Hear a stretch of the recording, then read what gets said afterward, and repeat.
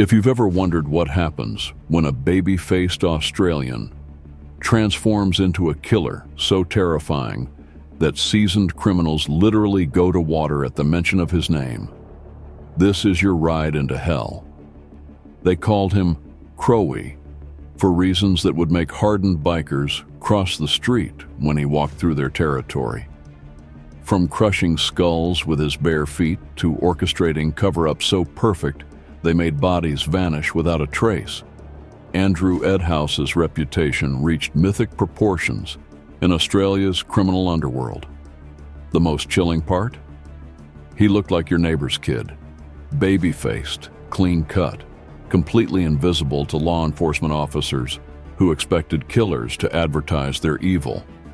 Instead, they encountered a young man who could blend into any crowd, strike without warning, then disappear back into ordinary society like a ghost. But on October 8th, 1999, that ghost became very real for 28-year-old Lisa Govan. What happened in Club Deros's Fortress of Secrets that morning defied human comprehension. 6 people watched a woman die, and for 25 years, none dared break their silence. Because in Andrew Edhouse's world, witnesses don't get to grow old. Somebody thinks they've got away with murder. Police think Lisa Govan is dead. We all love you very, very much and want you back. And there are at least a half a dozen people alive in Australia right now who know exactly what happened to Lisa Govan that morning in October 1999 inside the Club Deros clubhouse. They know exactly what happened. They haven't tried to claim the $1 million, even though they had nothing to do with the death, because they are worried that they will get killed. Follow his blood-soaked journey from shadow enforcer to Australia's most untouchable killer, a nightmare so extreme that a $1 million reward sits unclaimed because people would rather live in fear than risk his wrath. This story doesn't come with safety features.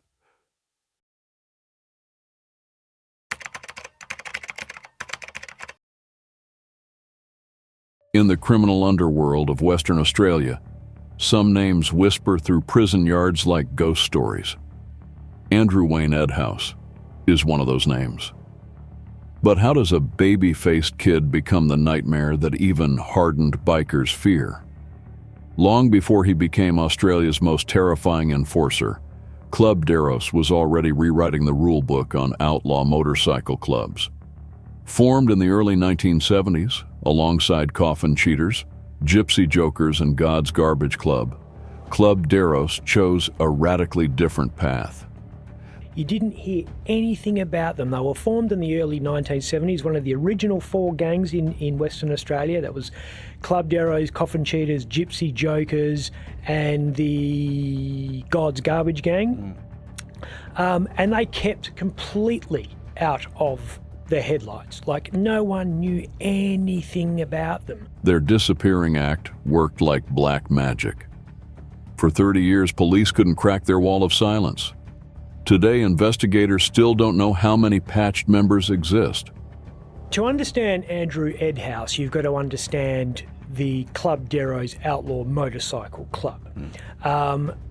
This is probably the most secretive bikie gang in Western Australia, one of the most secretive in Australia. Even to this day, WA Police don't really know how many patched members there are of the Club Deros. The club operates like a criminal ghost. Everyone knows they're watching, but nobody can prove they exist. This wasn't luck. This was strategy. Unlike modern Nike bikers who buy patches and pay dues, Club Deros demanded blood for membership. You didn't join by owning a Harley and looking tough on weekends. You earned your colors through serious criminal activities that proved your commitment to the shadow life. To become a member of the Coffin Cheaters or Club Deros outlaw motorcycle gangs, you had to have proved your worth. You had to have proved that you were staunch. You didn't just walk in like some clubs. If you pony up your fee and you pay your due and you've got your Harley that you can give the club, well then you're automatically a member. You had to get into some pretty deep criminal shit to be a club dero or a coffin cheater back then. What kind of man thrives in such darkness? Their Kalgoorlie clubhouse on Boulder Road became a fortress of secrets. Metal gates, reinforced barriers, and windows that revealed nothing to curious eyes. Inside those walls, a different kind of predator was emerging from the pack. Andrew Wayne Edhouse possessed something truly terrifying, the face of an angel hiding the soul of a demon. His baby-faced features fooled police officers who expected bikers to look like walking advertisements for violence. Instead, they encountered a clean-cut young man who could blend into any crowd, strike without warning, then disappear back into ordinary society. But his fellow Club Deros members saw the truth. By the late 1990s, mentioning his name in criminal circles had a predictable effect. Hardened men who'd built reputations through decades of violence would literally go to water.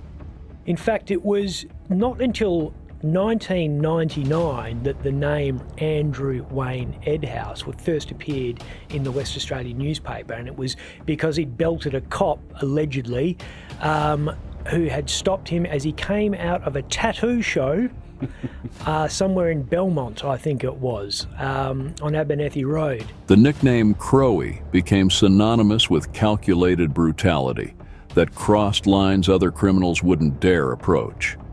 We also found out for the first time definitively why Andrew Edhouse has the nickname Crowey. I actually, honestly, thought it had something to do with birds. That's apparently not that. That's how naive I am. The police lawyer who was appearing at the inquest asked him how he got his nickname, and he said he couldn't remember, and she put to him, "Is it because you break people's legs with crowbars?"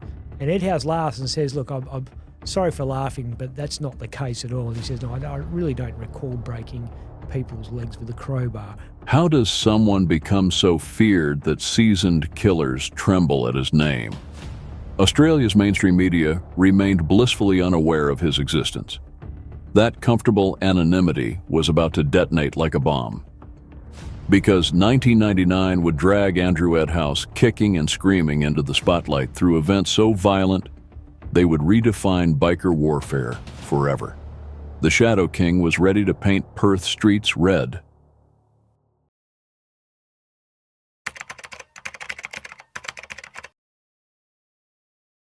Hey brothers, tired of YouTube's BS and censorship? It's time to break free.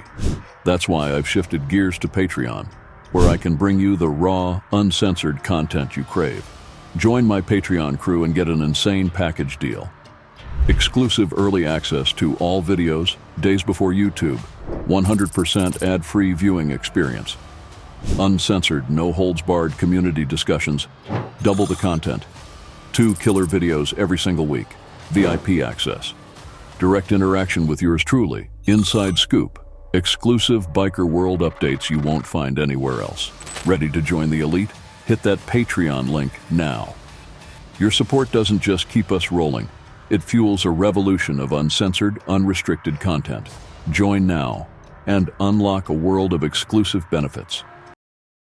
What happens when Australia's most secretive biker club finally explodes into public view? The answer came in 1998 with a legal bill that would trigger the bloodiest biker war in Australian history.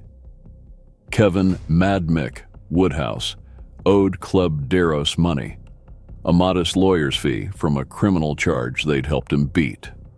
In the late 90s, the coffin cheaters were a growing force, with their Bayswater clubhouse and the late-night activities within a growing irritant to those who lived around it. More than an irritant was a bloke called Kevin Mad Mick Woodhouse, who had been kicked out of the less formidable and very secretive Club Deros because he still owed them money. Instead of taking his whack and taking some leave, Woodhouse took up with the coffin cheaters instead. And halves, that prompted a war. The Deros didn't mind losing a member. What they couldn't stomach was being stiffed on the bill after keeping him out of prison. They just wanted him to pony up and pay the bill. They thought it was dirty Paul that they had got him out of jail, or kept him out of jail, and then he skidded over to Eddie Withnell's mob. And that's what started one of the bloodiest encounters in not just West Australian bikie law, but Australian bikie history. It was a 2-year war between the Club Derros and the Coffin Cheaters that started with an audacious attack on one of Australia's best known bikies at that point, Eddie Withnell, who was the face of Bindoon Rock. In their world, deaths weren't suggestions. They were blood contracts written in permanent ink. Eddie Withnell was drinking at the Broken Hill Hotel in Victoria Park when karma came calling. The veteran coffin cheater and face of Bindoon Rock never saw the attack coming. Club Derros members stormed through the pub doors and went full chopper Reed on him, nearly severing his ear with surgical precision. Regular punters watched in horror as blood sprayed across their evening drinks. But this was just the opening act in a war that would redefine biker violence forever. What followed defied every rule of traditional biker warfare. Rather than settling scores in abandoned warehouses or remote farms under cover of darkness, both clubs took their war to Perth's suburban streets in broad daylight. The violence escalated with mathematical precision. That triggered a tit-for-tat sort of war between the Derros and the Coffin Cheaters that got increasingly bloody as time went on. We had a guy called David Whittaker, massive coffin cheater, who ended up in Swan District's hospital. He had a bullet hole in his leg. After that, we had a Club Derros bikie, Brian Edhouse, brother to Andrew Edhouse. He had his both legs broken in a baseball attack at a mechanic shop that he was working at. How do you respond when they break your brother's bones? Brian's screams echoed through the workshop as the coffin cheaters delivered their message with aluminum and fury. The attack left Andrew's brother crippled and thirsting for revenge that would soon flow like a river through Perth streets. The escalation reached fever pitch when police discovered a coffin cheater just meters from a Club Derros member's family home.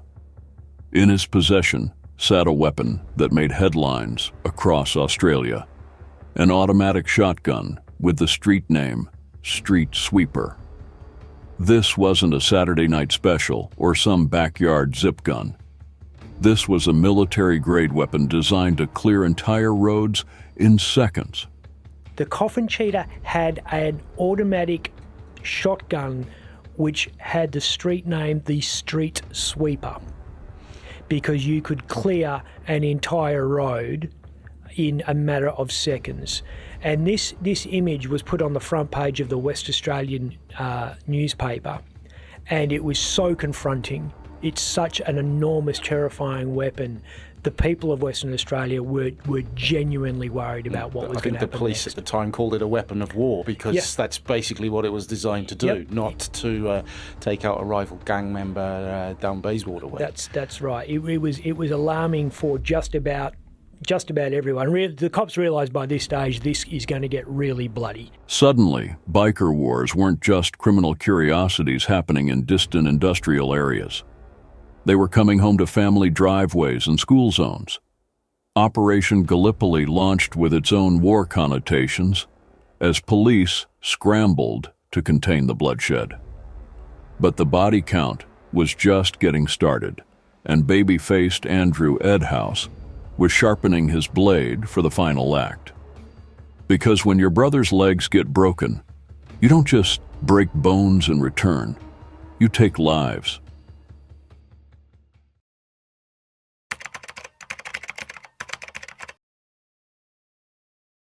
When biker wars reach their bloody crescendo, someone always has to die. The question wasn't if, but who would pull the trigger first. Mark Doyle thought he was safe driving to work on a Tuesday morning. The Club Derros member had no idea death was waiting on the Roe Highway on-ramp, finger poised on a trigger that would shatter Perth's illusion of suburban safety. Bullets sprayed his car like deadly rain, leaving him with gunshot wounds to the spine and a message written in blood. Nobody was untouchable in this war. But the coffin cheaters had just signed their own death warrant. The very next day, Mark Chabrier was driving through Welshpool when his world exploded in a hail of gunfire. The popular coffin cheater known as Shabs never stood a chance against the assassination squad that had been hunting him with military precision.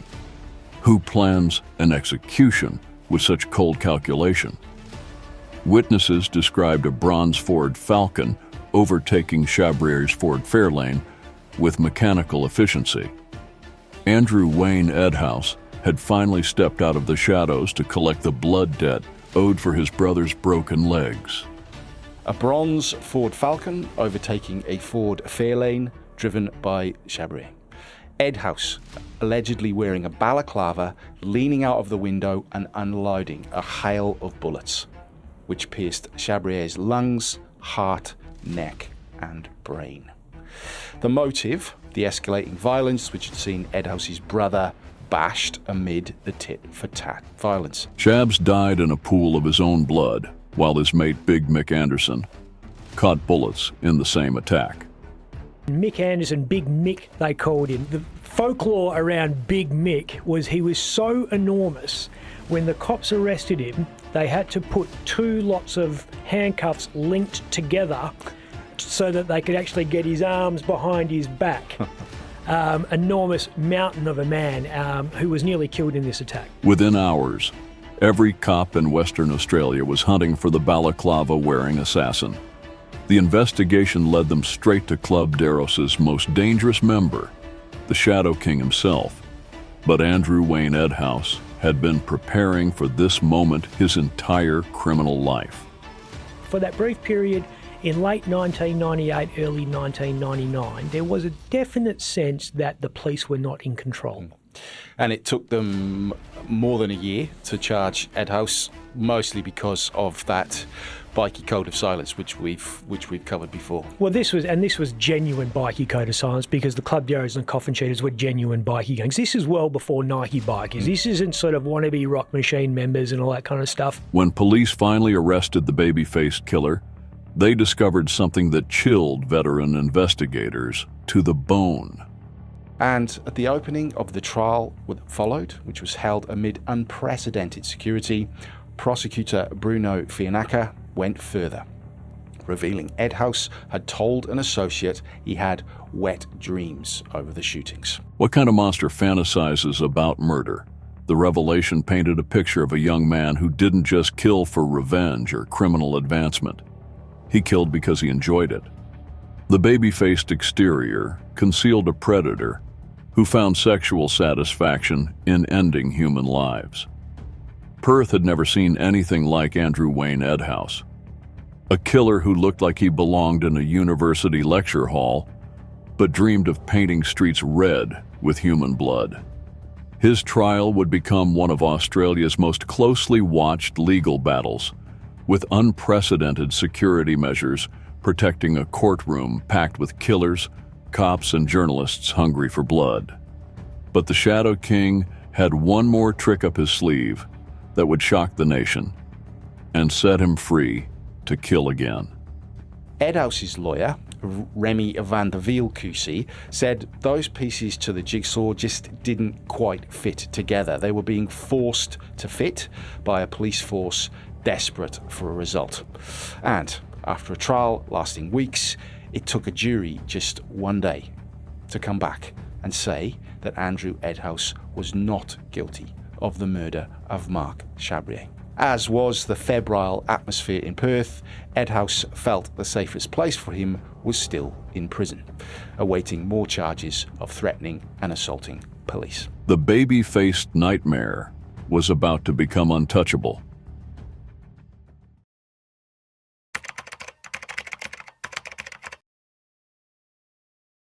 What happens when a trusting party girl follows Australia's most dangerous biker into his fortress of secrets? The journey from Safari nightclub to Club Deros headquarters took less than 10 minutes through Kalgoorlie's empty pre-dawn streets. For Lisa Govan, those 10 minutes represented the final car ride of her life. She had no idea she was entering Australia's most violent clubhouse with a man who fantasized about murder. Lisa Govan spent the early parts of the evening getting ready at her home in Cassidy Street, Kalgoorlie. She'd just dropped her boyfriend Tim off for a 12-hour shift at his work, and Lisa was primed for a big night out drinking in Kalgoorlie. The Club Darrow's fortress on Boulder Road sat like a concrete tomb next to the Foundry Hotel. Metal gates, reinforced barriers, and windows that revealed nothing to the outside world. Inside those walls, 7 people would witness Lisa's final moments, and none of them would speak for 25 years. Police say Lisa Govan was at the clubhouse a few hours after leaving the nightclub. But what actually happened in that chamber of horrors? The clubhouse was decked out like a bachelor's paradise. Quality pool tables, well-stocked bars, and enough alcohol to float a small boat. From what I understand, they're decked out pretty well. They have pretty good pool tables, got great bars. They're not short of spending up. For someone like Lisa, who loved socializing and making new friends, it probably felt like discovering a secret party that never ended. The reality was far more sinister. It's really normal for a lot of people to be out very late at night and early into the morning drinking.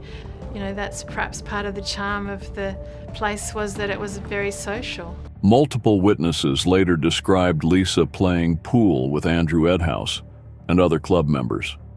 You could only go to this clubhouse as an invited guest.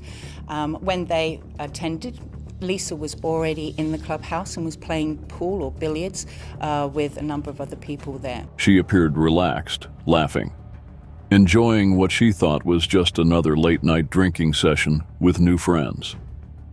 Then, something went catastrophically wrong. Kevin Smith, a local drug dealer, made 3 separate trips to the clubhouse that morning. So then she asks him about another witness we'd heard from, which is Kevin Smith. Now, Kevin Smith was a guy who was the drug dealer in Kalgoorlie. He was an associate, not a patched member. And she asks Edhouse if he remembers buying drugs from Kevin, and he says no. But he does say, yeah, I use drugs occasionally, and his drug of choice. And it's important that because in previous evidence we had heard that Trevor Atkinson had called this Kevin Smith to deliver cocaine to the clubhouse the morning Lisa Govan disappeared. But Edhouse says to that, I have no recollection of that at all, and also I wouldn't have had cocaine. Each visit revealed Lisa's deteriorating situation, like frames in a horror movie. First trip, Lisa standing outside the Foundry Hotel next door, still alive and mobile. Second trip, Lisa by the clubhouse gate with Edhouse and Trevor Atkinson, looking increasingly uncomfortable. Confirmed he lived at the clubhouse with Trevor Atkinson. He's an associate who we've heard in evidence was with Edhouse the morning of Lisa's disappearance. Trevor wasn't a patched member of the Darrows. Edhouse went to great pains to say he's not an associate, I just call him a friend. He said, that's what I just called him a mate, a friend. And he downplayed Trevor's role at the club, saying that he or Trevor didn't have any higher authority or what happened in the clubhouse than anyone else. We'd previously heard that Trevor was like a barman. He had the keys to the bar. He pretty much did any odd job, and we felt that it was like he was currying favour because he wanted to become a patched member. Third trip, no sign of Lisa anywhere outside. The first time they came there for no really good reason, as I recall. The second time they were going to drop some cocaine. And the third time they came to pick up a staple gun. Now, Andrew didn't deny any of these trips, but he said, I can't recall any of these interactions. According to his explosive testimony, he saw through the clubhouse's metal gate as Andrew Crowey Edhouse ran inside and jumped on a woman's head with both feet. And you might remember that in a statement to police, Ross Edwards said Kevin Smith later revealed to him in the car when they were driving away from the clubhouse that he had seen Crowey run inside and jump on a woman's head inside the clubhouse, and that she wasn't looking in a good way, she wasn't moving, and that Trevor Atkinson was sitting at the bar. How do you stomp the life out of someone and then return to your drink? The forensic evidence told its own story. a conspicuous square of carpet had been cut from the area near the pool table, exactly where Lisa's body allegedly lay after Edhouse's brutal assault. So they moved on, and Sue Markham started asking about the square of carpet that had been removed from the area where Lisa's body, we were told, had been lying near the pool table. Now, this is a square of carpet that had just disappeared. By the time the cops went in 6 days later, it was a conspicuous absence in the middle of the room, never been recovered. Underneath, investigators found concrete that had been painted over in a desperate attempt to hide forensic evidence. They drilled into that concrete, hoping to find DNA traces of Lisa's blood. But the cleanup had been thorough and professional. Someone had spent considerable time erasing every trace of murder from that clubhouse floor. But disposing of a body required more than missing carpet and fresh paint. It required transportation, location, and the kind of criminal expertise that only comes from years of making problems disappear permanently. The Toyota Land Cruiser that arrived at the clubhouse hours later would provide the final piece of Lisa's tragic puzzle. And Andrew Wayne Edhouse, the babyface killer who'd beaten one murder charge already, was about to demonstrate exactly how untouchable he'd become in the shadows of Australia's criminal underworld. The perfect cover-up was just beginning.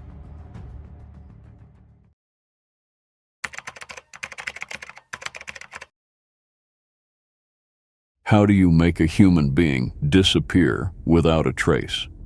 The search for Lisa intensifying last night, police swooping on the local headquarters of the Club Deros bikie gang. The answer arrived at Club Deros headquarters in the form of a Toyota Land Cruiser Trayback, pulling up to the fortress like a hearse collecting its cargo.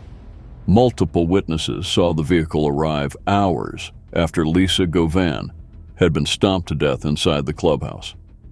Something was loaded onto the back of that truck, a bundle that had once been a vibrant 28-year-old woman with dreams of a future she would never see. Then the Land Cruiser vanished into the vast emptiness of Western Australia's goldfields. Earlier, Lisa had been drinking with friends at a Kalgoorlie nightclub. Now, police think Lisa Govan is dead. Where do you dispose of a body in a landscape designed by nature for hiding secrets? The Kalgoorlie region stretches across thousands of square kilometers of red dirt, abandoned mine shafts, and terrain so harsh it could swallow evidence for eternity. For men like Andrew Edhouse, who understood the goldfields' geography like a roadmap, the options were limitless. The most credible theory suggests the Land Cruiser traveled within an hour south of Kalgoorlie to an active mining site. Her body's never been found, by the way. They've got some theories about where it is. The most credible theory at the moment is that Toyota Land Cruiser that we discussed had travelled within an hour south of Kalgoorlie.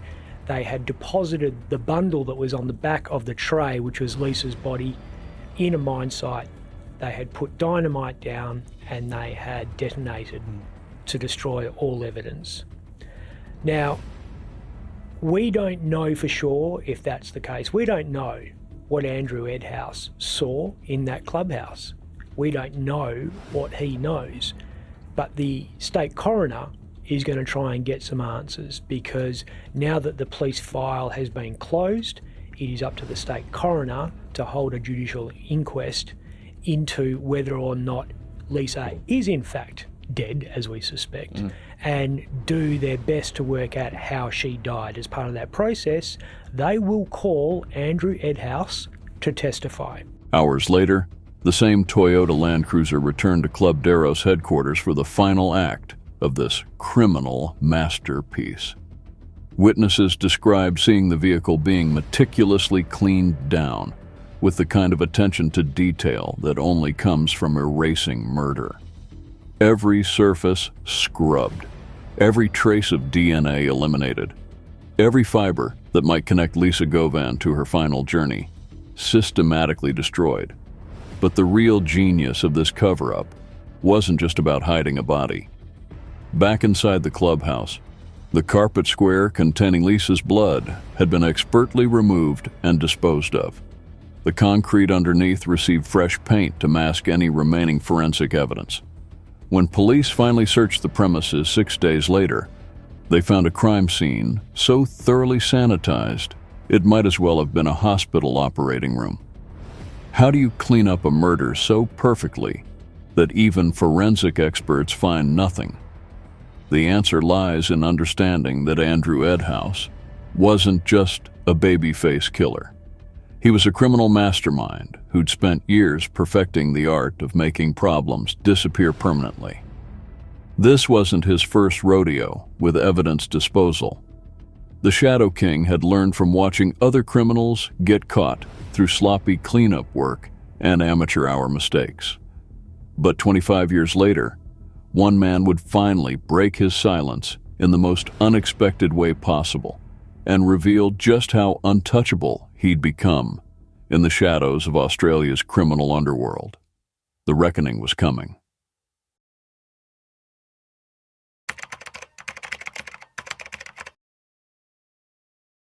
What happens when a killer finally breaks 25 years of silence? In 2024, Andrew Wayne Edhouse appeared via video link at Lisa Govan's coronial inquest, broadcasting from some undisclosed location under a tin roof with a fan whirring in the background.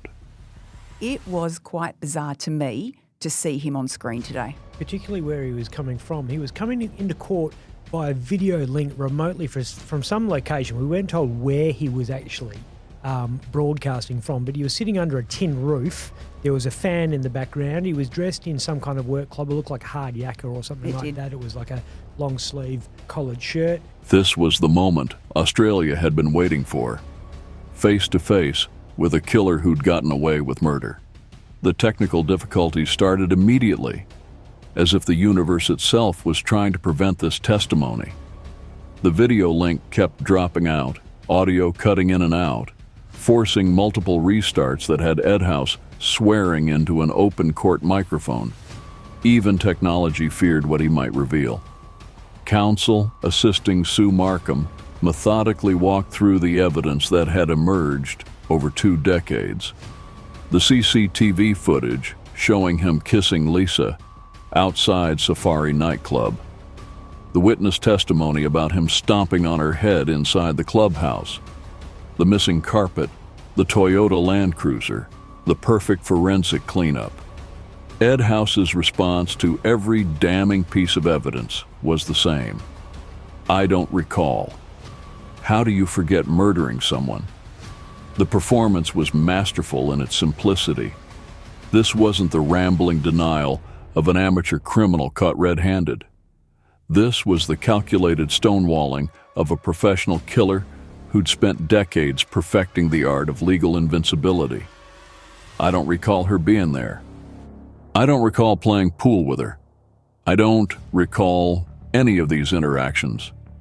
But when directly confronted with the allegation that he jumped on Lisa's head, Edhouse's mask slipped for just a moment. That there is the nub of the case against the Club Deros pertaining to Lisa Govan. And to that, Edhouse says, that's something I would have remembered, and it didn't happen. It's one thing to ask if I remember someone at a nightclub or whether I jumped on some Sheila's head. I did not. I'm saying I did not jump on someone's head. The coroner pressed harder, pointing out that Lisa's disappearance and the subsequent police search should have seared these events into anyone's memory. Edhouse's reply was chilling in its honesty. If I was involved, sure, it would be a night to remember, but I wasn't. What kind of man can sit in front of a grieving family and lie with such casual brutality? Lisa's parents sat in that courtroom, watching the man who destroyed their daughter perform the greatest acting job of his criminal career. When the coroner acknowledged their terrible loss, it was almost too much to bear. 26 years of waiting for answers, only to watch their daughter's killer mock the legal system. But the real revelation came when discussing the biker code of silence. Edhouse admitted he wouldn't be happy if associates spoke to police, and when pressed about consequences, his response carried the weight of decades. "I wouldn't be happy about that, and nor would other people." The threat hung in the air like smoke from a fired gun. This is why the $1 million reward remains unclaimed.